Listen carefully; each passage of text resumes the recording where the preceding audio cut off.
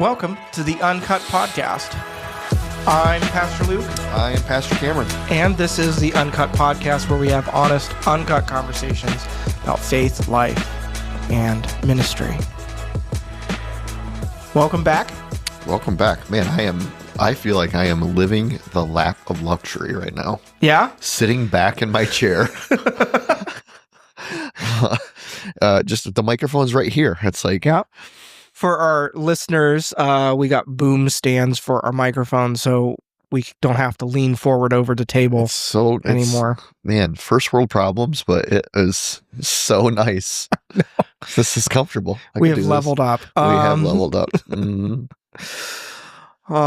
So previously, last two episodes, we've kind of having this discussion around like seeking God's presence. It's where we've kind of been talking about what it means to seek his face, his presence, wanting to just experience God, not just his like overarching omnipresence, always present, but his tangible presence with us, and just seeing like what does that kind of mean for us, what does that mean theologically, and what does that mean. And this episode is kind of a really practical exploration of that in kind of the philosophy of how we're doing ministry as a church. But also, by the time everyone's seeing this episode, I would say that a lot of people have at least heard that we're switching back to one service. One service from two. From two services. And so that's kind of the dual purpose of this, is to kind of connect the theology that we're kind of reflecting on with the practical discussion of just that decision, I guess. So, yeah, which... It's not very often that I think, we spent a lot of time, even on this podcast about this time last year, discussing what it would mean to go to two services. And why we needed to. Mm-hmm. It was really fun. It was exciting. Mm-hmm. And then we even had some follow-up episodes where we talked about how it was going, and we had some questions from our podcast listeners who were kind of asking how that was affecting us. And so here we are, less than a year technically, but almost up to a year of having doing two services, and we're going back to the future. Back to the future. Okay, Scotty McFly, Marty McFly. So, yeah, Cam, I guess, where do you kind of want to start in that question? I mean, maybe do we just start with, why, or? Yeah. I think there's a number of different ways that we could, I guess, as you were talking, I was just thinking about this, the irony of the decision to go from two services to one service is that we are more in need of two services now than we were before we went to two services. Right. Because in the two service model, our average attendance has grown. Mm-hmm. Now, I think there's good reason to say that we made more space so more people come. Yep.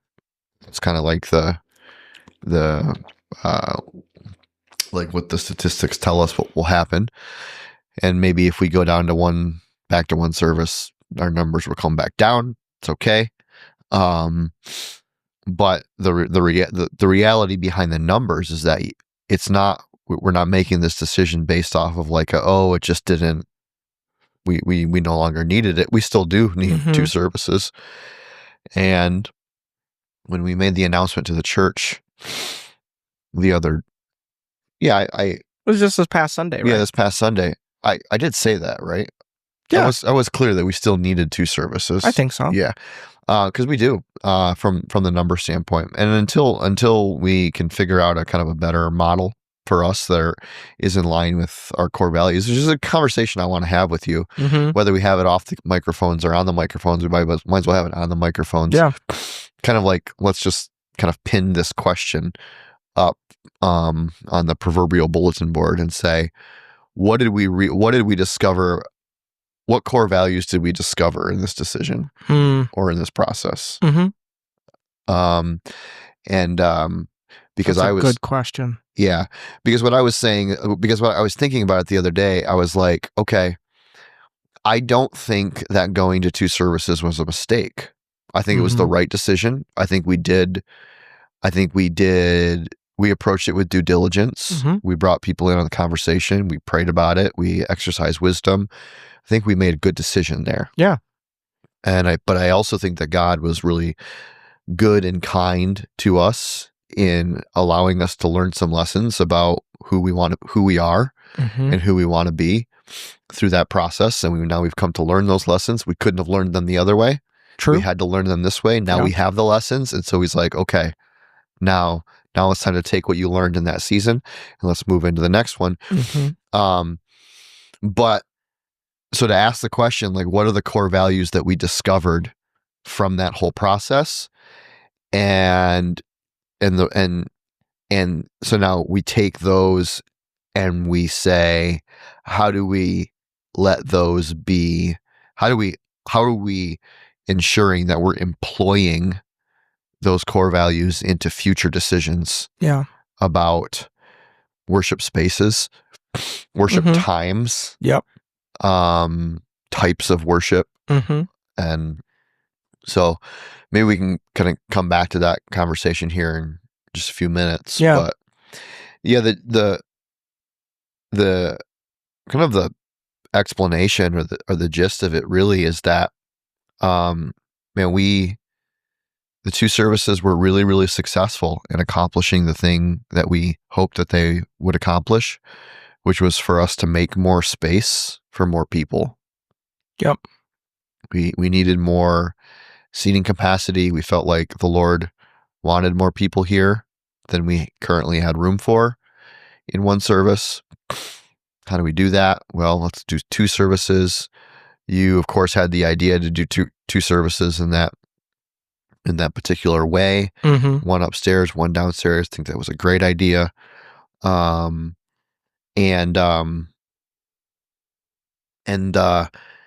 by all accounts, it was just a great success. Yeah. By those metrics. Right. By the metrics of needing to make more space so that more people could come. Yep. Checked the box. We did it. Succeeded. As is often the case, really, in anything in life, there are always unintended consequences to the decisions you make. Sometimes those consequences are really positive. Sometimes they're really negative. Yep.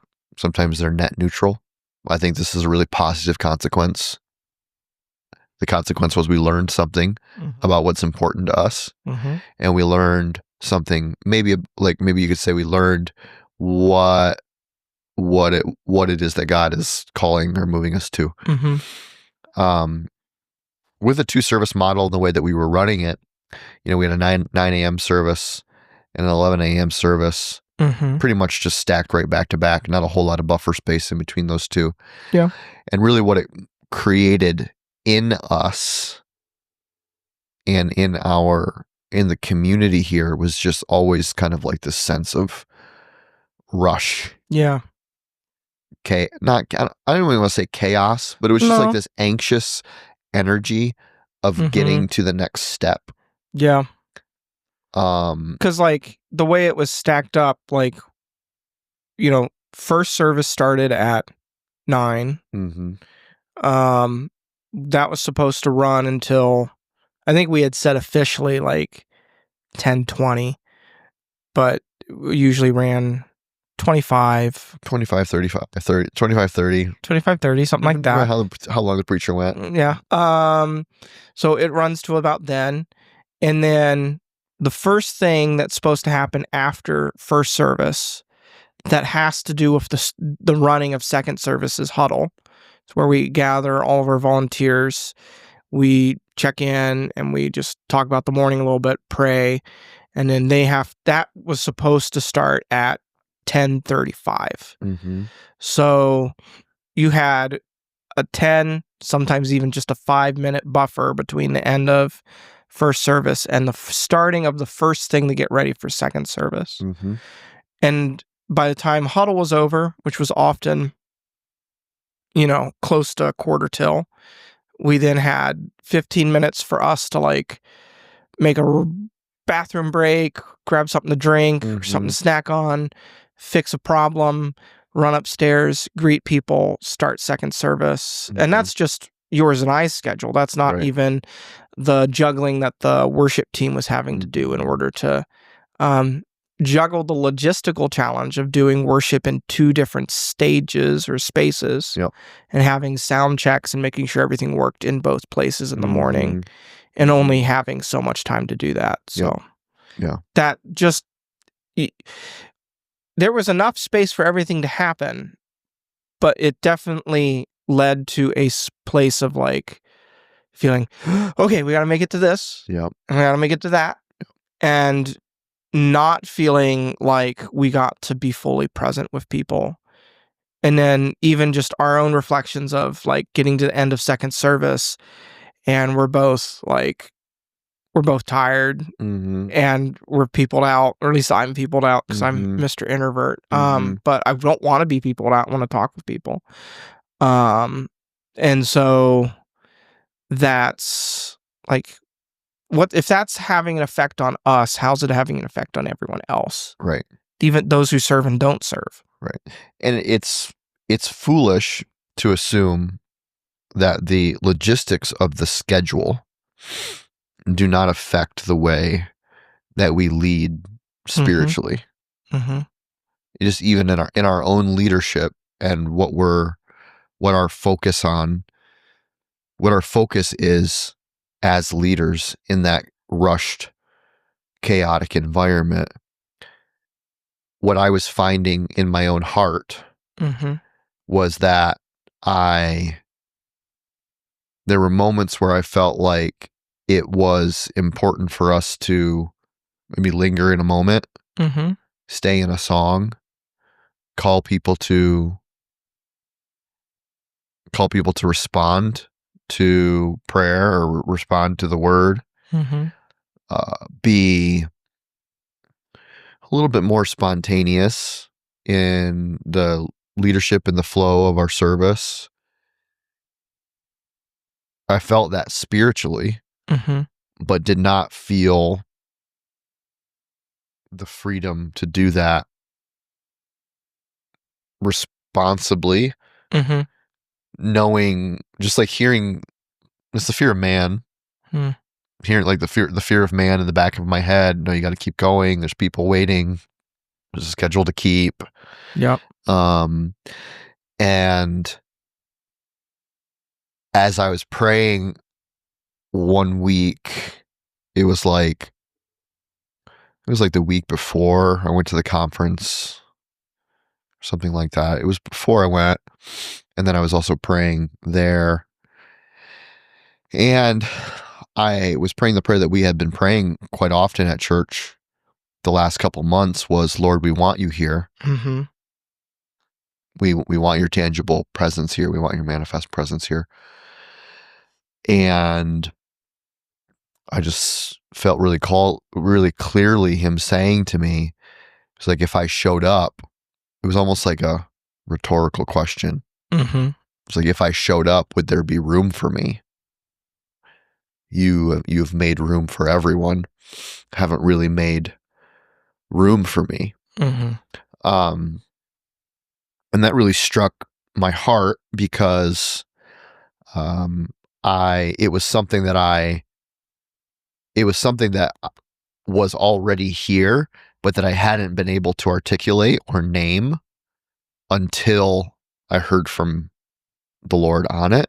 Mm-hmm. And then I was like, oh, that's exactly, it's like the scale got pulled off my eyes.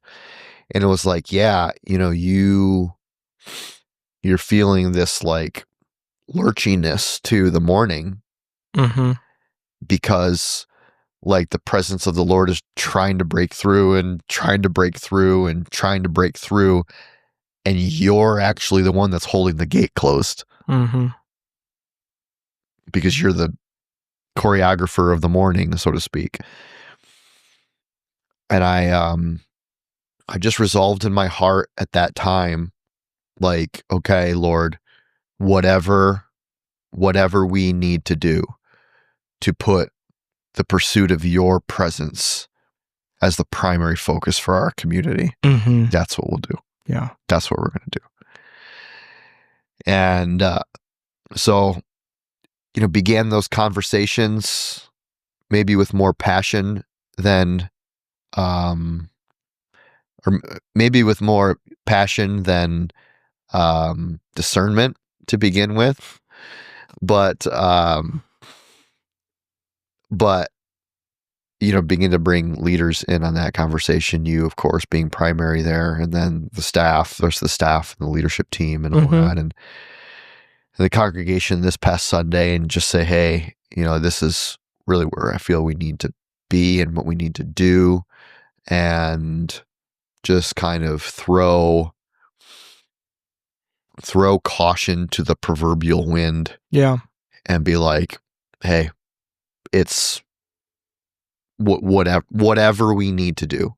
Right. Whatever needs to come down. Yeah. Whatever jar, like whatever Mary's jar of nard, whatever jar needs to be broken in devotion at the feet of Jesus, whatever is sacred to us and most important to us, let's break it in an act of devotion. Yeah. And so here we are, going back to one service. I've told three. I've told three. I don't know if you've told any like ministry people outside of here. Have you told anyone? I think my brother, yeah, who's in ministry in a different state, as a worship pastor. I've told three different pastors. Yeah. And all three of them looked at me like I had 6 heads. Like, what are you talking about? Yeah. What are you doing? All great men. Yeah. All love the Lord. All want his presence too. But it, I don't know. I just feel like it's kind of like the verse that we've been quoting out of Exodus 33 lately. Mm-hmm. They were gonna go into the promised land. God was gonna be like, fine, go take the promised land, take all of the fertile land, all of the best of it. It's your, I promised it to you here. I'll give it to you. I'm just not going with you. And Moses is like, hold on. Right. If you're not going, don't send us there. And there's just a part of me that feels like 2 services, 3 services, 4 services is like the church growth model promised land. Yeah. Yeah. It's, I don't think I know really any pastors who would say, yeah, I'm really against my church growing. Yeah. Don't want my church to grow. And so it becomes this pursuit, and in that pursuit there's metrics that are established for success, fruitfulness, faithfulness, and it's almost always attached in some way to number of services, number of people in the room. That's what gets counted. What gets counted. Yeah. Yeah. We track what's important to us. And I don't got like 40 years into ministry or anything like that. And my contexts for ministry are pretty narrow. I've pastored in Chautauqua County for 20 years. This is just where I've been. It's my place. I know other ministry contexts are different, and I receive that, but I just have this feeling or this sense from what I've seen and what I've experienced that the church has pretty much emptied its wallet to use every strategy, every program, every methodology to just like move the needle just like this much.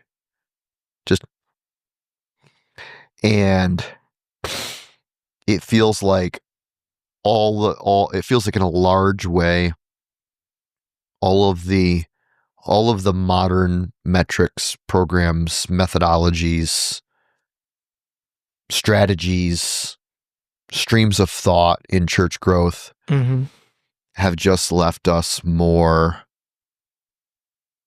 have just left us with a slightly more successful feeling of powerlessness in like the darkness and the brokenness and the hopelessness of the world or of Chautauqua County. And I'm like, what? Why am I still fighting this game? Why am I still playing this game like this? Not against strategy, not against leadership, not against programs. All good things, need to have them. Right. But when you try to strategize or program your way out of institutional decline in the Western church, you're just rearranging the deck chairs on the Titanic. At some point, the church has to be like, we need a move of God. Like we need a move of God in this. We need a move of God here. And I feel like I have just been inspired to believe lately that what we should be pursuing is not primarily the excellence of our program, but should be primarily the devotion of our heart to God. Yeah. Yeah, because like if we just like, strip it back and we're just like, even we detach ourselves from the church, like what's the point of the church? Like, we could give a bunch of really great answers, but like a really simplistic way is to help people connect with God. And if we're doing a bunch of things to get people in the door or into programs, but we're failing to do that one particular thing, helping people actually connect with God, like what's the point? Right. If you fail in the primary thing, the secondary things don't matter. You can do those as excellent as you can be the very best at the secondary things. Right. And fail. Yeah.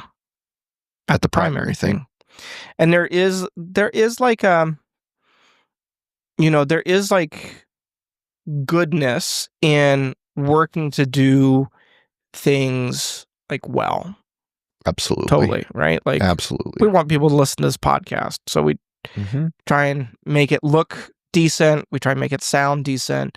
But there's also a point at which the returns on the investment would start to like really start to just fall off, and we would be spending so much time in trying to make this like the top level thing that the question would be, well, is it still actually serving its purpose for us? And then the same thing goes into how we do things on Sunday. How we do is finding that line and that integration of excellence, strategy, technology, all of these things to serve the purpose, but not to then become servants of those things. Because there is a certain point at which where we become, the system stops serving us and we start serving the system. And that's the line that we want to try and ride. And I think it's the line that a lot of methodologies in churches have kind of lost sight of, maybe. Mm-hmm. Mm-hmm. So if we go back to that question of what did this experience reveal, is what core values did this experience reveal? Mm-hmm. What are some of the thoughts that you would have about that? I think, like, when I think about some of the things that this would reveal is that,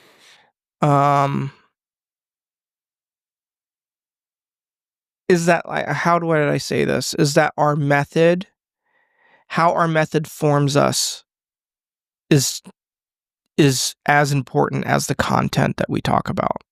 Hmm. Like the content of Sundays. It's Mm-hmm. great. Mm-hmm. Like, we're not necessarily changing the content of what we're Mm-mm. doing on Sunday mornings.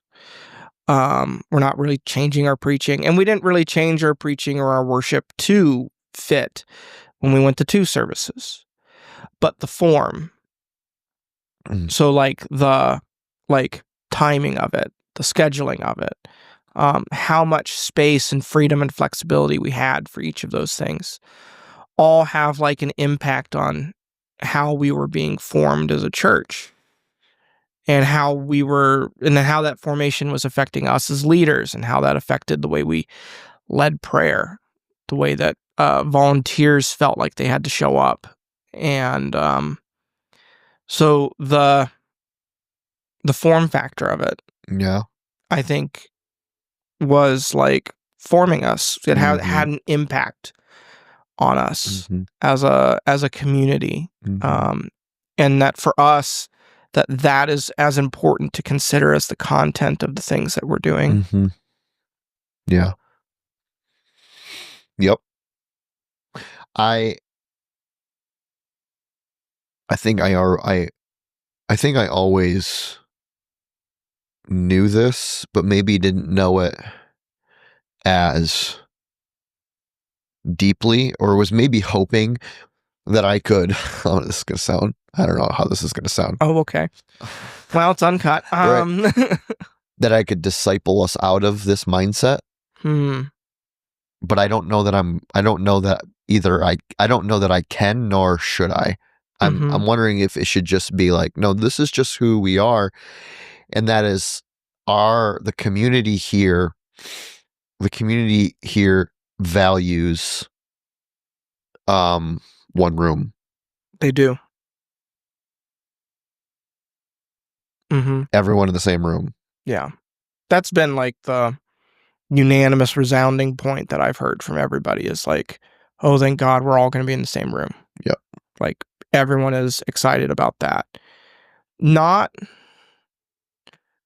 I think this is the thing that maybe you're commenting on, is not for necessarily the same reasons we're excited to be in the same room. Yeah. Well, I don't want to say that their reasons are necessarily bad. Right. They're just, but yeah, they're different maybe than the reason that we see. And I don't know, like maybe those reasons are not so different, because I like that too. Like having everyone in the same room. Having everyone in the same room. I like community feel of community, the energy, the excitement, the like. Even from a leadership standpoint, it's like this might be a little bit of an overstatement, but there were times where I almost felt like I needed to manufacture the passion of communication about something that I communicated passionately once already. You know what I'm saying? Yeah, preaching twice is difficult. Is its own sort of like, right. But that, that is, again, that's a little bit of an overstatement.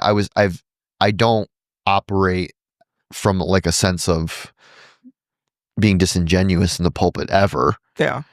But there's a sense of like, well, I told one half of our community something once already. And I'm going to tell the other half of it again. And so I do appreciate the kind of the uncut nature of having everyone in one room at one time. But I think that our community here really values that. And in some respects, there's a lot of health around that. They want to they want to see everyone. Yep. They at least want the opportunity to know everyone. Whether or not they seize that opportunity to actually know everyone, they at least want to have a stated, oh, we could know everyone. Right. Yeah. In the room. And I think that goes beyond being just a value of this church.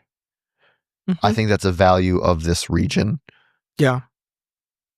I really do. I think it's a value of the greater Chautauqua County region. And I think we would be wise to consider that going forward. And the reason that I say, in some ways I have hoped that I could disciple people out of that is because, there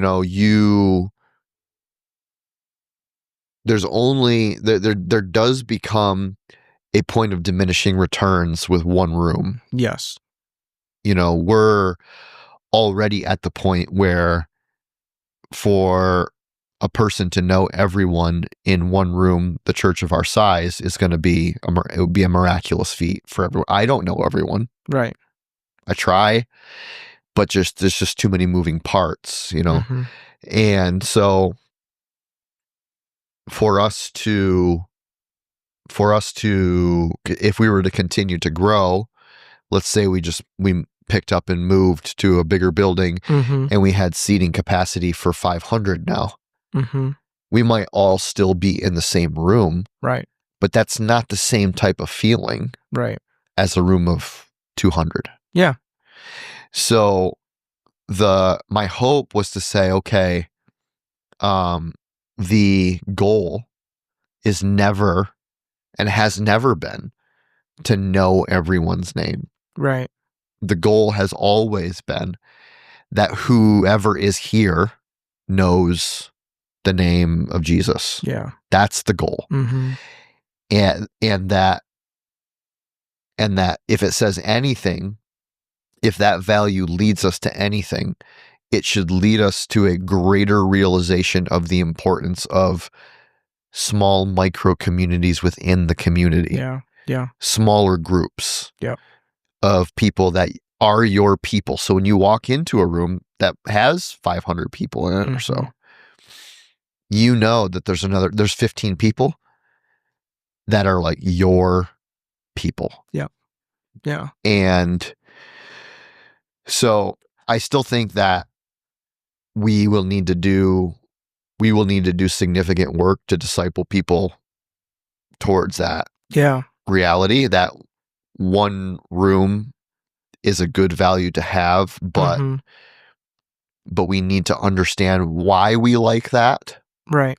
And then we need to understand the limitations of that value. And also what will we be sacrificing or saying no to if we're not willing to explore that value in a critical way? Yeah.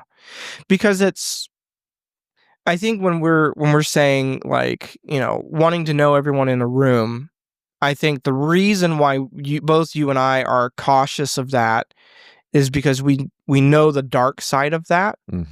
Because I've been to churches, I've walked into many churches, where everyone looked at me and nobody said hi to me.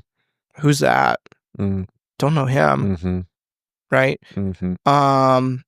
Or I did my senior year, I had like a cultural dynamics of congregational ministry class. Yeah. Okay. It was interesting. I like it. But I had to do like a sociological study on this church. And the church considered itself to be very, very welcoming. Mm-hmm. But then when I talked with people who were newer to the community, or people who had managed to hang around long enough to become part of the community, they all said, yeah, it was really hard to become welcomed into this church. Mm-hmm. But everybody else experiences it as welcoming, but they've already all been there. They've broken through. They've broken whatever through that barrier was to begin Yes. with. Yeah. And so when I think that's ultimately what you and I think are guarding against when we talk about the goal isn't to know everyone in the room, is because sometimes when that social nature of the church, of the community, can turn insular, of just like, okay, well, I've got my people and this is enough, and we don't really need to worry about anybody who's outside the door right now. Mm-hmm. And that's, I think, the thing that you and I are both guarding against. But at the same time, having a community, being known, sharing life together is all absolutely 100% a value of Christian community and church, and you should do that.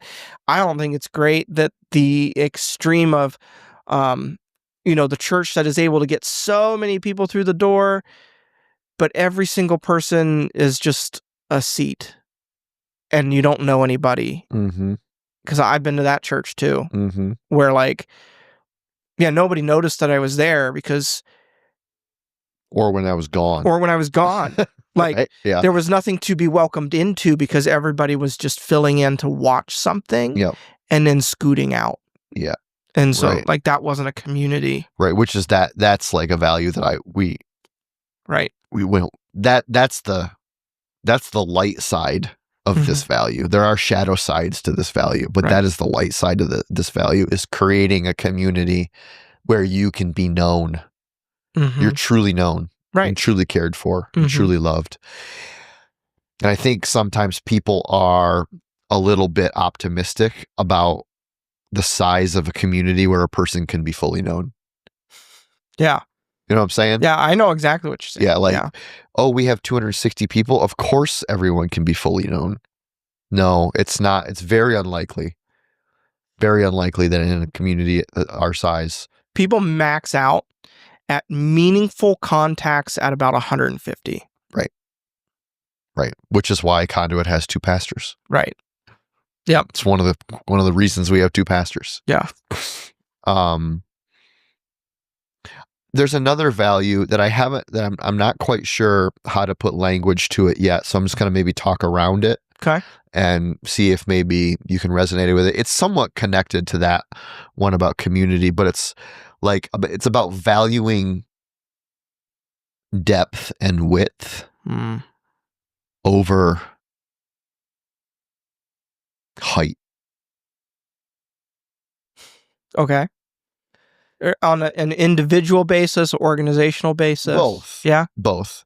It's like, it is like, okay, so I'm like, I consider, I don't mean any of this to be, none of this is disparaging to programs or other churches. Right. Everything we're saying is very much rooted in the church that we are leading. Our experience here at Conduit Ministries. Because I'll tell you, having ministered for some time in Chicago, it is very different than Chautauqua County. Yeah. The things we are doing here would have to look very different if I was still in Humboldt Park of Chicago. Yeah. Yeah. So I think that there's a value against stacking a bunch of programs and activity in order to essentially stack the deck towards someone's spiritual growth. If we just get enough programs into the church and get enough people into those programs, by pure value, by pure osmosis and saturation, they will grow. They will become disciples. Okay. Stack. Women's ministry, men's ministry, adult ministry, young adult ministry, youth ministry, kids ministry, like left-handed ministry, left-handed ministry, knitters ministry. Yeah. Like Yeah. you get what I'm saying. Yeah. Like everyone knows the thing, and it becomes like it just kind of feels like you're just chasing your tail and just trying to hit every single corner of sociological demographic in order to saturate a ministry environment, hoping that one of the Bible studies you do sticks. Mm-hmm. And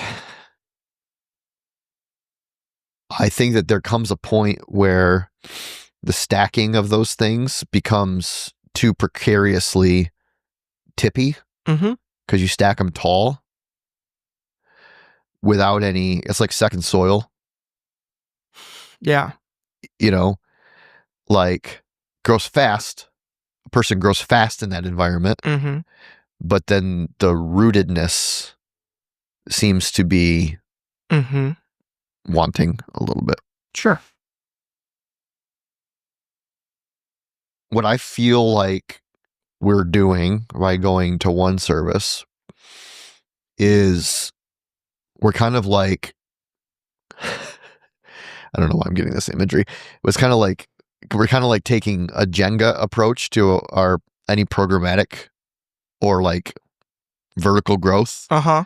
And we're just kind of like popping blocks out of it. Yeah. All right. Pop. Yeah. This is a very anxiety-inducing analogy, Cameron. Sorry. Just saying it as it comes to my head. And we're saying, all right, we're taking things away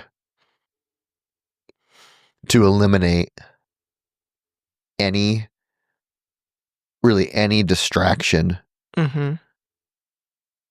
even good things, really good things, like a second service that fits more people. We're taking away really good things so that we can pursue the greater thing that will bring like depth in the roots. Yeah. And so what did you just think of another crazy analogy? I did. Okay, I really did. What? It's like, I think it's actually the question, it's similar to one of the questions that I asked you when you first came here and we did the interview. Like, would you rather fight one horse-sized duck or 1,000 duck-sized horses? If you had to fight one, would you rather fight one horse? Not what I was ready for you to say. And the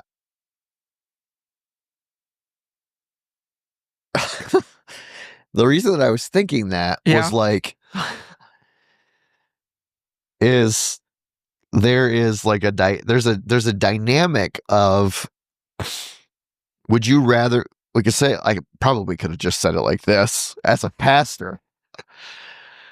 Would you rather serve a church of 500 people who are a quarter-inch deep, or 250 people who are 12 feet deep? Right. And I think that our context values the depth, the 12 feet deep, 250 people, rather than the quarter-inch deep, 500 people. Yeah.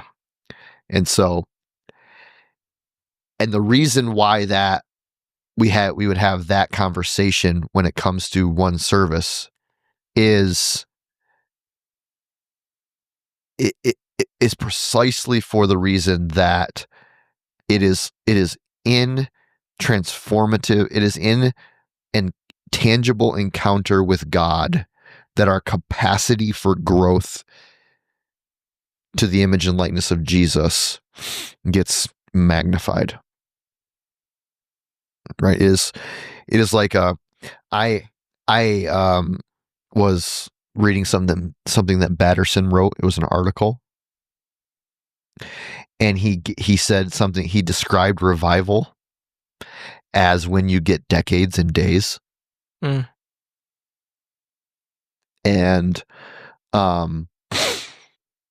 like that, that's kind of like that's kind of what you see in the book. I'm reading through Acts right now, my personal devotions, and you just see like, I mean, they're getting in days what the church in America gets in decades. Mm-hmm. And I think that the tangible presence of God brings a transformative power, conforming people to the image and likeness of Jesus, so that the depth that they would get in decades from programmatic ministry, they get in days in the presence of the Lord. Mm-hmm. I said all those funny Jenga analogies and horse and duck analogies to say that line right there. Yeah. I think your first way of saying it, I think can apply, because I think this value goes even systematically maybe for us, is we're interested in reaching deep and wide, Mm-hmm. not tall. Right. The difference being tall is very visible. Mm-hmm. It's really big, it's flashy, it's exciting, it's accessible. You'll capture a lot. Mm-hmm. Deep and wide, most of what you see, or you don't see most of it because it's deep. Yeah. It's underneath the surface. Yep. You can't see it as much. It's more spread out. Mm-hmm. But that type of work bears the fruit sticks. Mm-hmm. The work that you're kind of doing is going to bear fruit in a different way. It's what like Leslie Newbegin called the open secret. It's like the deep and wide is like the open secret. It's not a secret, but like everything's under the surface. It's actually secret. You know? Exactly. And you were talking about programmatic ministry, and like the thing is well, if I start coming to this church because like, oh, like they got a Dungeons and Dragons and theology ministry, I'm going to that because that makes me really excited, and that's my thing. Mm-hmm. And then one day your guys budget cuts or whatever, and we're done with that ministry. Yeah. Well, I'm not going to be here anymore. Yeah. And you see that a lot with things that are kind of built tall. It falls away.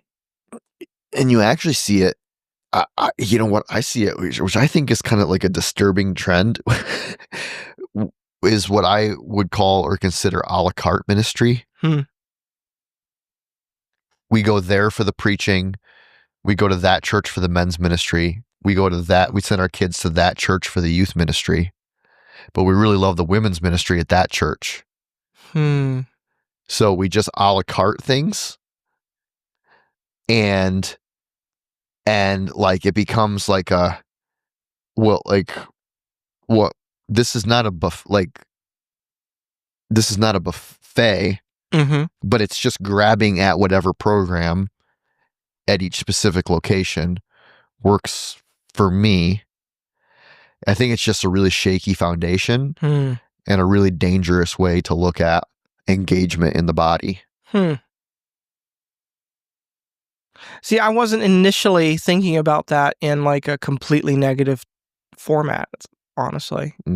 Because I was thinking about, I was like, well, I know that a lot of people do that simply because like there's some things that just aren't offered it. Like we're our context, we don't have like a lot of churches that are huge.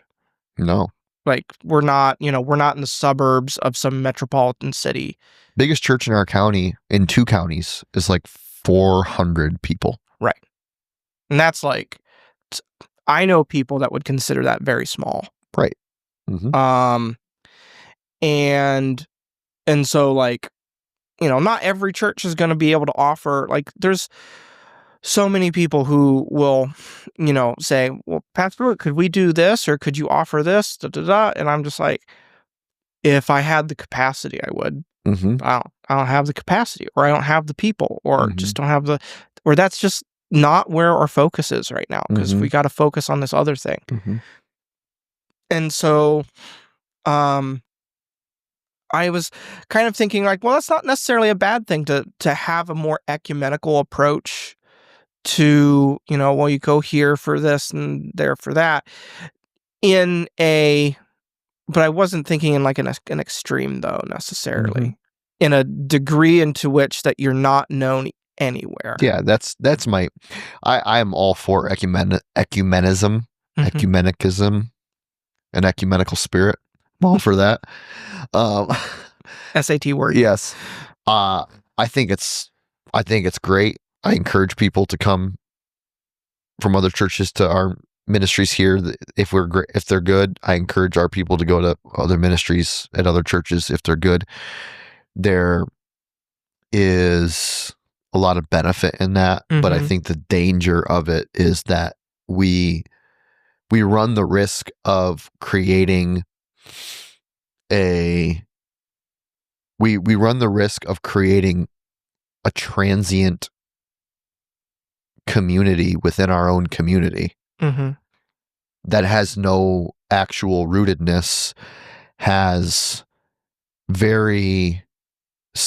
very skeptical as to whether or not there's any pastoral leadership over that person or Mhm. authority, Right. or if they're known Mhm. at any place, or giving or serving, or it just becomes I think a lot of questions Yeah. kind of rise up in me about it. So I don't think it's not universally a bad thing, but I think it has the potential to be really troubling, and I'm curious as to what it says to kind of like a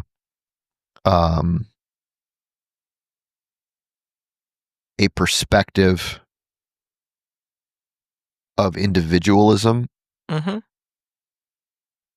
within the church. Like we're just pursuing wherever it is individually best for us, not considering what our absence in a particular community Mm. does to or steals away from the rest of the body in that place. Yeah.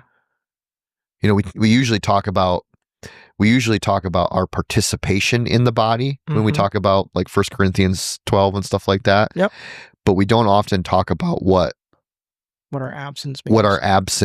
Mhm. what the type of gap that leaves in the church. Yeah. And how that inadvertently is a refusal to serve others with the gifts that God has given to us, Mhm. by saying, well, no, I just come here for the preaching. Yeah. Right. I just come here for the youth group. Mhm. So while I do think there's benefits to it, of course, I think that I'm skeptical that it is going to actually produce a really formed disciple. Mhm. Yep. I agree. Yeah. So we're going back to one service. We're going back to one service. Back to one service. It's as crazy as it sounds. We're kind of out of time to kind of explore other avenues, but like suffice it to say, it's not because we don't need two services. We do. We're prayerfully and creatively exploring what it means to stretch this facility. Yep. Or what could two services look like, but in a different way. Yep. Or we're not throwing too many options off the table. We're being prayerful and thoughtful about all of them. Mm-hmm. So we're not committed. Mm-hmm. We try. I think we generally, at least as a staff, do a good job of not idolizing our methodology too much. Oh, I'm so grateful for that. Yeah. Mm-hmm. Because that can just be, when you get into a place where you're just like, well, this is what we do. Like there was a church that I was connected to briefly in Chicago. They were a like satellite or like branch of a bigger church out in the suburbs. And, suburbs out in Chicago, like everyone's coming home for Christmas, you got to have a Christmas Eve service. Big, right? Mm-hmm. You have these big productions out there, all that. Mm. And so they told their little satellite church in Chicago, well, you have to have a Christmas Eve service. And they were like, it's going to be the people serving and no one else. Mm-hmm. And they were right. Mm. And it was the same thing when the church I was serving, we never did a Christmas Eve service because it was only ever going to be us. Mm-hmm. Because if you weren't a historic church, people might, if they live in the city, go to a historic church on Christmas Eve. Mm-hmm. But most people who lived in the city weren't from the city, and they went out to the suburbs. And so you almost ended up ministering to nobody on Christmas Eve. And so we never did Christmas Eve service, but this one church did because the church that was in charge of them out in suburbs just couldn't conceive of not doing a Christmas Eve service. The methodology, the value had just become so sacred that they couldn't conceive of not doing one in the city. Anyways, that's my little story on don't get too attached to your method. Slaughter the sacred cows. Okay. Thanks for listening. We appreciate your bearing with us in these conversations, your interaction. We always encourage you to like, subscribe, share, comment, post it on your socials, whatever you feel this conversation is valuable, and we will catch you on the next episode.